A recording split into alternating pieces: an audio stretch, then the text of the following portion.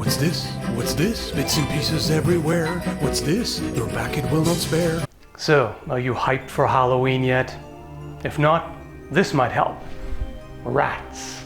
Well, this video doesn't have much to do with actual rats, but rather Skaven. This little guy used to squeak, but it's gotten old, so now it just hyperventilates.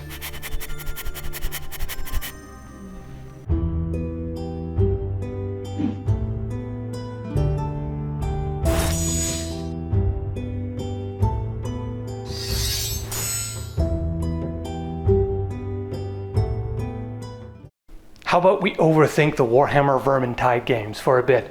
People have asked me about them a couple of times as far as realism is concerned, and seems like an appropriate topic for the season, I suppose, so why not? Sadly, I couldn't really get into them personally. I'm not much of an online multiplayer guy to begin with, and especially not hectic first-person horde survival, which is a shame, really. I've heard plenty of good things about them, and they must be lots of fun if you're into that genre. But I wanted to at least talk about them. It's something, you know? And just quickly, I recognize that fantasy doesn't need realism, and whenever I poke fun at over-the-top designs, it's for fun and not a criticism of the game. If you ask me, the most unrealistic part of the entire Warhammer universe is ugly humanoid rats. Have you seen fancy rats?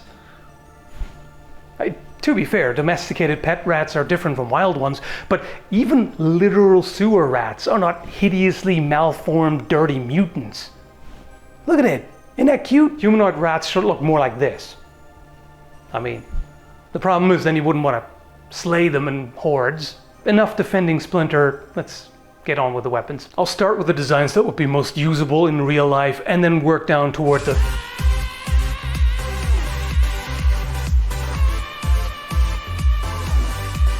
other stuff. The developers are clearly interested in realism, at least to an extent. Here's a dev blog on the Grail Knight animations. They actually took HEMA, historical European martial arts, into account when researching, specifically going by good old Joachim Meyer, which is very fitting because he published his manuscripts in the mid to late 16th century, and a lot of the weapons, armor, and clothing are clearly inspired by 16th century Landsknecht mercenaries. These positions you see in other manuscripts as well, especially Ox and Highguard are ubiquitous. They really cranked up the realism with the longsword animations, even using the thumb grip, which not many people are aware of. And that's interesting to see. They also paid attention to the finger position in Oxguard, because if you actually want to assume Ox in a hanging position, you have to relax your fingers here and open them up, because if you death grip it, you change the angle. And if you then want to use a hanging position, then you have to shift it over and draw it in, which is not great structurally. So fingers open up here, you can even see that. Kruber swords generally seem completely functional and properly shaped. They look like actual swords rather than thick metal paddles. That's a pretty one. Elaborately decorated weapons are not at all uncommon in the real world, and if bladesmiths had access to magic, you can bet they would not only use them for practical enchantments, but also to spruce up their work aesthetically. Sure, you could say it's a bit eccentric to fight with an executioner's sword, which was never intended for combat, but hey, if you don't like thrusting, suit yourself, I guess. This could even be a hidden historical reference, because throughout the 16th century, the Germans developed a certain disdain for the thrust, which was seen as cowardly, as opposed to the manly cut. Meyer mentions that thrusting with a sword was no longer customary at that time, but he still taught thrusting techniques, and of course the Germans did use rapiers at that time, although nowadays we might be more inclined to call them side swords, so perhaps Kruber might pick a sword without a point out of concern for his manly image. Probably reading too much into it, but anyway, Englishman George Silver also harshly criticized the Italian method and claimed that a cut from a broadsword would be superior to a rapier thrust. Speaking of rapiers, the ones in Vermintide look great. and would be perfectly functional. The guard on this looks like brass, but of course that would be too soft for actual use. In real life, this could be steel that was anodized or brass plated or perhaps even gilded if you want to go extra fancy. The ornamental piece here on top of the ricasso is likely to get damaged and not look so nice anymore after a while, but it's not a real problem, and it could perhaps even help in trapping an enemy blade. The pommel is a little nuts. It may or may not get in the way. Oh no, I picked up a rapier. I can feel my testosterone draining away with every poke. Anyway, so depending on the grip, and in the game, from what I've seen, the screenshots, it looks like they're ham-fisting it. Just a hammer grip. That's not really what you want to do. You want to put a finger over the guard. You can probably see it better on the side sword because there isn't as much in the way. So you would put the finger over the guard to tilt it forward so it's better aligned in the thrust as opposed to having to overextend your wrist. This cup-hilt rapier with horns is pretty badass. It's technically not as protective as a historical cup-hilt with straight quillons and extended knuckle guard, but it doesn't make a huge difference and it sure looks great. And who doesn't like enchanted weapons, right? I'm quite fond of glowy stuff myself.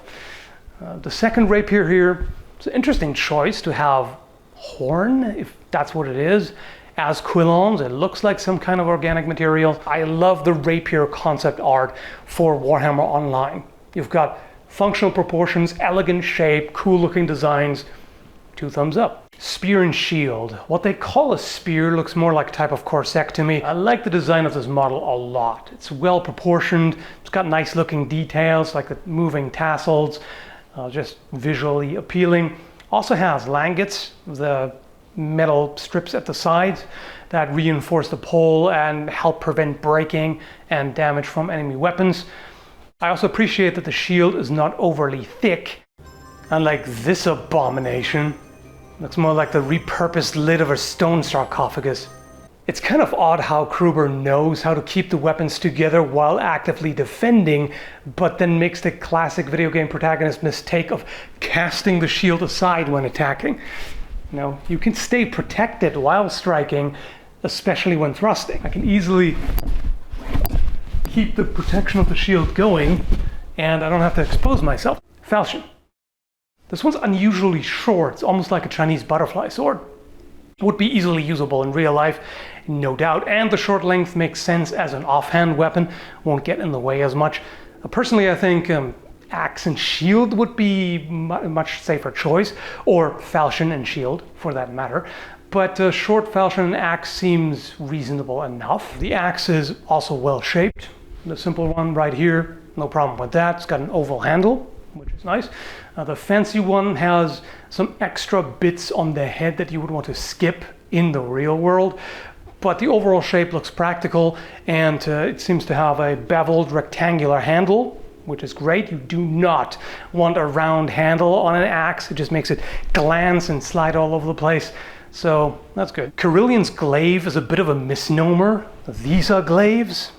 That is really more of a short bardiche of sorts.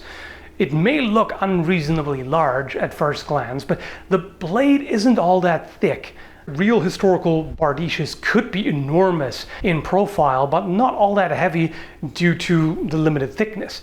You can tweak that, and I like the recurve shape on this. This is remarkably effective for cutting deeply into a target. Awfully short. I would prefer more reach personally, but on the other hand, it's more useful in confined spaces. Moving toward the stranger stuff, Griffon foot pistols.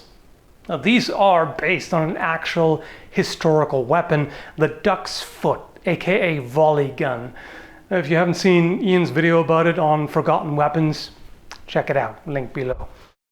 The idea is to use it against crowds, riots, uprisings, mutinies, etc. Every barrel fires at once, although there might be a delay, due to the nature of the ignition through the powder in the pan that goes through the flash hole and ignites the main charge. Problem is, either these things are anemic because each barrel has a smaller caliber and powder charge, or the recoil is brutal.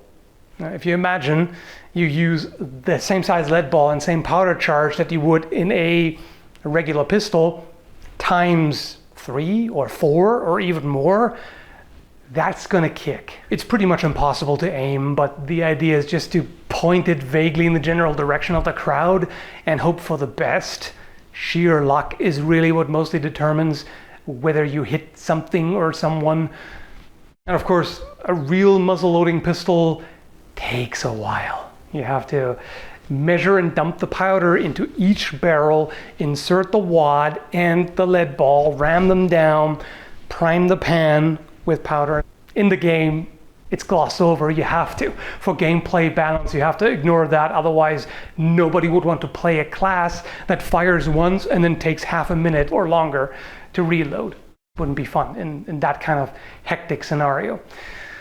So it makes perfect sense when facing a large horde of enemies, I suppose.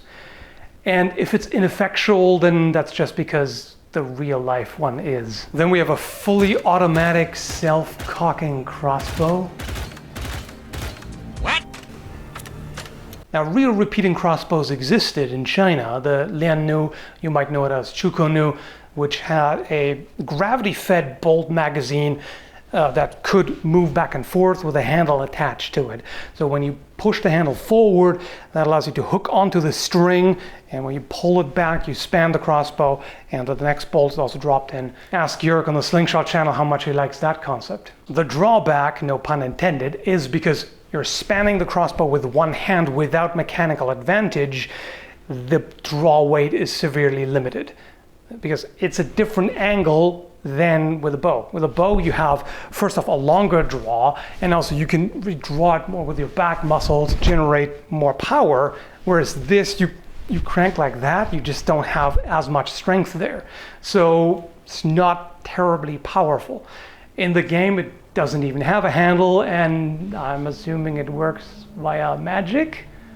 Don't dwarves often have a stereotypical tendency to be stingy? Not those. They seem to pride themselves on using 3 times more metal than necessary. This is why many people think double axes are useless. 2 excessively thick, oversized, identical blades. Like I explained in the video about double axes, it makes sense to have 2 differently shaped blades, or at least 2 different edge grinds, one for soft targets and one for hard targets. Then the weight is definitely a problem on this.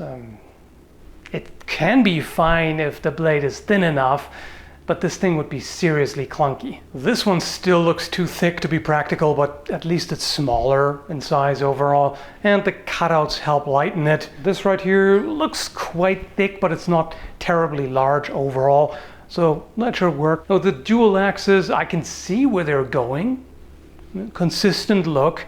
A short, stocky user would use similarly shaped weapons, but you could also argue that one might compensate for the lack of reach by going for a longer weapon, like a polearm, for example. If you haven't seen the video about most practical weapons and armor for dwarves, link is down below. I do like the shield and axe combination though. It's iconic for a dwarven warrior, and it makes a lot of sense. If you have a more solid build, i.e. more HP, and you're a smaller target, you can turtle up behind the shield and then get close to where you will actually shine, because you're much better suited for, up close, basically grappling distance combat. Defensive tank setup makes a lot more sense than dual axe and no armor while flying through the air as if shot by a cannon. Don't tell the elf. And then there is wait, what? Just do some gears on it and call it steampunk. Don't get me wrong, I love steampunk. Superfluous static gears where there's no mechanical movement are a bit of a pet peeve though. You could say they grind my gears. Also, that's approximately 500% more weight than you need. In fact, it looks like you could forge less unwieldy weapons on the back of this thing. Come to think of it, it might be a repurposed anvil for all I know. Some of these hammers could be functional in real life if they were hollow. This one right here even has rivets on the 4 corners. it could indicate that it's hollow. If you rivet or weld 4 faceplates together, you could tweak the weight by increasing or decreasing the thickness of the plates. The question is, why though? Smaller hammers are not only less unwieldy, they also concentrate force on a smaller surface. So you generate more kinetic energy, basically. On the other hand, a large surface means more momentum, which is better for pushing enemies around. The simplified way of looking at this is that a larger hammer would spread out the damage over a larger area, which, if swung with more force, might be more effective, particularly against big enemies.